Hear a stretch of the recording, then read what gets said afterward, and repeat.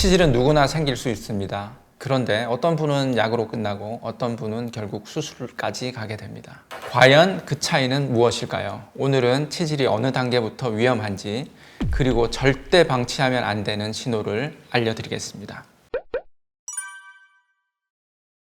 안녕하세요. 양변외과의 정성규. 장한정입니다.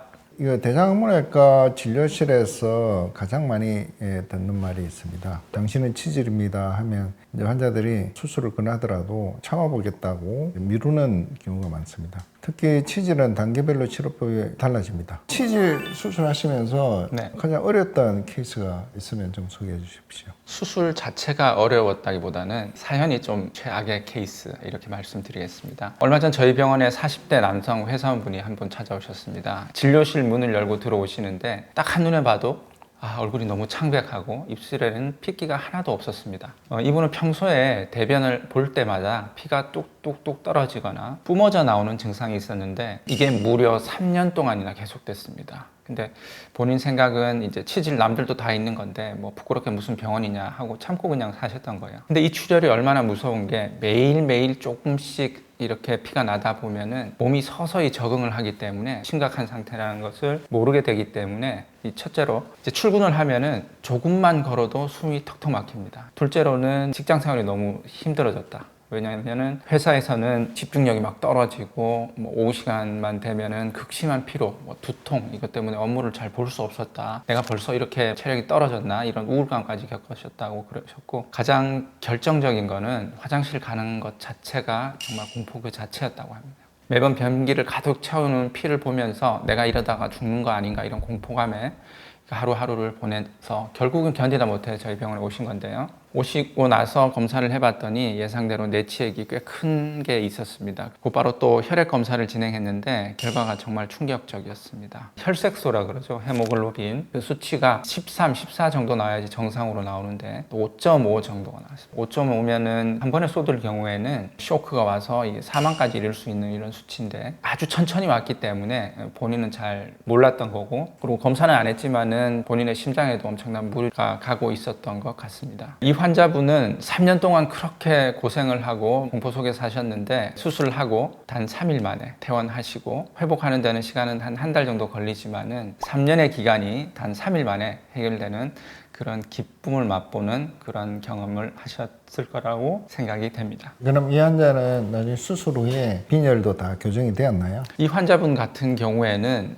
혈색소가 5.5여서 빈혈이 심하기 때문에 또 수술을 하다가 피가 날 수도 있고, 또 수술을 하고 난 뒤에 피가 날 수가 있기 때문에 미리 수혈을 하고 난 뒤에 했기 때문에 이 환자분은 수술하자마자 괜찮은 경우라고 할 수 있겠습니다. LS 진료를 보면 치액 때문에 오는 환자들 대부분의 호소하는 증상이 항문이 아프다거나 배변을 할 때마다 항문이 튀어나온다, 아니면 출혈을 한다, 많죠. 이렇게 표현을 하죠. 그러면 그 치질의 진행 정도는 어떻게 평가를 하나요? 치핵의 진행 정도는 보통 이 4단계로 나눕니다. 하지만 이렇게 기수만 이렇게 말씀드리면 내 상태가 얼마나 심각한지 감이 잘 오지는 않으실 겁니다. 그래서 쉽게 이해할 수 있도록 치핵의 4단계 법칙 딱 정리해 드리겠습니다. 영상 보시는 분들도 한번 체크해 보시면 되겠습니다. 1기는 화장실 가서 앉았는데 피만 나오는 단계입니다. 피가 이렇게 뚝뚝 떨어질 수도 있고 휴지에 묻어 나오는 정도 있을 수 있습니다. 그걸 1기 치액이라고 하고요. 2기 치액은 쉽게 말해서 밀당하는 단계입니다. 대변 보실 때 어떤 덩어리가 물컹하게 나왔다가 물을 내리고 일어나면 언제 그랬냐는 듯이 쏙 들어서 알아서 잘 들어가게 됩니다. 보통 이때까지는 병원에 잘 안 오십니다. 왜냐하면 없어지고 아프지도 않기 때문에. 근데 이제 3기는 수동의 단계입니다. 볼일 보고 일어났는데도 안 들어가서 결국 내 손가락으로 이렇게 밀어 넣어야지만 겨우 들어갈 수 있는 상태입니다. 이 단계부터는 일상생활이 아주 고달파집니다. 마지막 4기는 완전히 가출 단계입니다. 손으로 밀어 넣어도 안 들어가고 평소에 이제 오래 걷거나 재치기를 하거나 그런 때도 바깥쪽으로 항상 나와 있는 경우, 매번 이 저절로 들어간다고 아니면 아프지 않고 피만 난다고 해서 방심하면 안 됩니다. 만약에 1기, 2기에서 관리법을 일단 놓치게 되면은 금방 3기로 넘어가는 단계, 손으로 밀어 넣어야 할 단계로 넘어가거든요. 그래서 지금 딱 병원에 오셔서 1기, 2기라면은 약물 치료나 생활습관 교정으로 수술 없이 바로 잡을 수 있는 골든타임이니까 부끄러워하지 마시고 꼭 진료를 받아보시는 것을 추천드립니다. 치액 중에 손으로 억지로 밀어 넣어야 들어갈 정도 되면 수술해야 합니까? 많은 분들이 그래도 밀어 넣으면 들어가니 괜찮겠지 이렇게 방치하는데 절대로 괜찮은 상태가 아닙니다.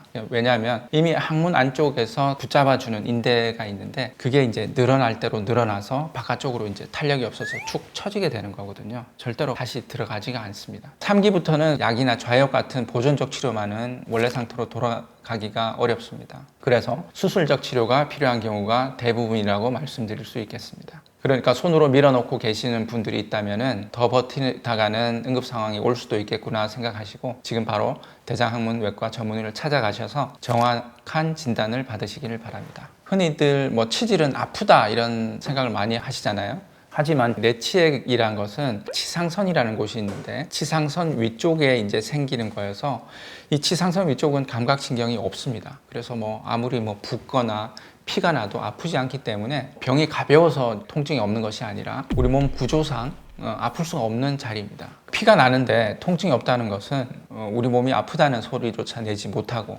조용히 피 흘리며 SOS 신호를 보내고 있는 것입니다. 이런 치질 출혈하고 대장암 출혈은 어떻게 다른가요? 일단 뭐 치질 출혈부터 제가 설명을 드리면은 치질은 항문 근처에 있기 때문에 피가 나면은 선홍색 피, 새빨간색 피가 나게 되는데 치질에서 나는 피는 보통 항문 근처에서 나기 때문에 머물러 있는 시간이 오래 걸리지 않기 때문에 피 색깔이 선홍색이라고 생각하시면 되고 만약에 직장암이나 대장암에서 나는 피는 항문 위쪽에서 나는 피이기 때문에 이것들이 이제 내려오면서 시간이 걸립니다. 그렇게 되면은 신선한 피가 아니라 어느 정도 소화된 피, 조금 굳은 피 같은 그래서 색깔도 쉽게 말해서 검붉은색 피 이게 나오기 쉽습니다. 근데 이제 색깔만 가지고 확정짓기는 어렵습니다. 그런 경우는 위내시경, 대장내시경 해서 반드시 병변을 확인을 하는 게 많습니다. 그럼 치질이 있는데도 오래 두면 이게 다 반드시 커지나요? 방치한다는 말은 그대로 딱 머무르면 좋은데 치액 조직은 안쪽에 혈관이 이렇게 많이 분포를 합니다. 주로 정맥혈관이 많이 분포되어 있는데 압력을 받으면서 이제 늘어나게 됩니다. 그 담을 수 있는 혈액들이 많기 때문에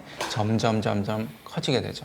바깥쪽으로 빠져나오게 되면은 압력을 덜 받게 돼서 좀 더 커지고 자꾸 악순환이 지속이 되는 거죠. 그래서 보통은 치액이 한번 생기면은 조금씩 점점 커진다 이렇게 생각하면 좋을 것 같습니다. 치질은 그러면 이제 몇 기부터 수술을 반드시 해야 되나요? 1기에서 2기까지. 1기에서 2기란 말은 피가 나고 이게 치액이 튀어나오더라도 저절로 들어가는 상태. 그런 경우에는 수술이 필요 없는 경우가 대부분입니다. 화장실에서 오래 앉아있지 않는 배변 습관, 그리고 식이섬유를 많이 섭취한다든지 간단한 먹는 약이나 연고만으로 충분히 좋아질 수가 있습니다. 하지만 손을 써야 하는 3기나 4기 치액부터는 안타깝게도 늘어난 조직과 그 끊어진 인대를 근본적으로 해결해야 되기 때문에 수술적 치료를 고려해야 됩니다. 만일 2기나 3기 경계에서 이제 고민하고 계신다면은 하루빨리 병원에 방문하셔서 안전하게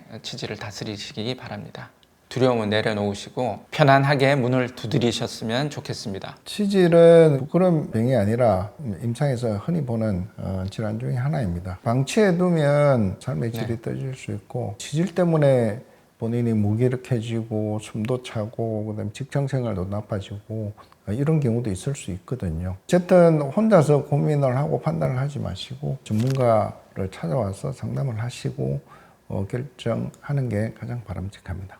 이 밖에도 치질에 대해서 궁금한 점이 있으면 댓글로 남겨주시면 저희가 꼼꼼하게 살펴보고 자세히 알려드리도록 하겠습니다. 지금까지 양병원의 정성규 장한정이었습니다. 감사합니다. 감사합니다.